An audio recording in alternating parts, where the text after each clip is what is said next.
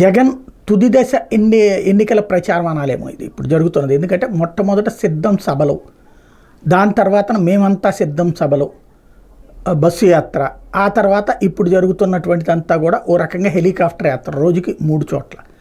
ఏంటి ఆయన చేస్తున్నటువంటిది అంటే, పార్టీకి టఫ్ ఫైట్ ఉన్నటువంటి సీట్లు, ప్రత్యర్థుల దృష్టిలో వీక్ సీట్లు, తన దృష్టిలో టఫ్ ఫైట్ ఉన్నటువంటి సీట్లు, అక్కడ ప్రధానంగా కాన్సన్ట్రేట్ చేస్తున్నారు. ఒక్కొక్కరి దగ్గరికి ఇప్పుడు కొన్ని చోట్ల 3-4 సార్లు వెళ్ళినట్టు. ఫర్ ఎగ్జాంపుల్ అనిల్ కుమార్ యాదవ్ విషయంలో నరసరావుపేట నియోజకవర్గం, సరే ఏదో ఒక అసెంబ్లీ సెగ్మెంట్ని బేస్ చేసుకుని 3-4 సార్లు టచ్ చేసినట్టు.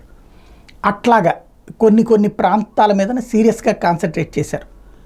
గెలుస్తామన్నటువంటి చోట్ల తక్కువ పర్యటించారు, ఓడతామన్నటువంటి చోట్ల ఎక్కువ పర్యటించారు, అటు ఇటుగా ఉందన్నటువంటి చోట్ల సీరియస్గా కాన్సన్ట్రేట్ చేసుకొచ్చారు. ఇది జగన్ అనుసరిస్తున్నటువంటి వ్యూహం. ఎస్పెషల్లీ ప్రతి రోజు కూడా ఎట్లా ఉంది అప్ అండ్ డౌన్స్ అన్నటువంటి లెక్కలు తెప్పించుకుంటున్నటువంటి జగన్ వాటిని సమీక్షించుకుంటూ ముందుకైతే సాగుతున్నారు. రోజు యాత్ర ముగించుకుని ఇంటికి వచ్చేటప్పటికి ఒక రిపోర్ట్ ఉంటుంది. ఆ రిపోర్ట్కి తోడుగా 1కి 4 రకాల రిపోర్ట్లు ఉంటాయి. ఆ 4 రిపోర్ట్లని బేస్ చేసుకుని వాట్ నెక్స్ట్ అన్నటువంటి రూట్లో అడుగులు వేస్తున్నటువంటి పరిస్థితి అయితే ఉంది.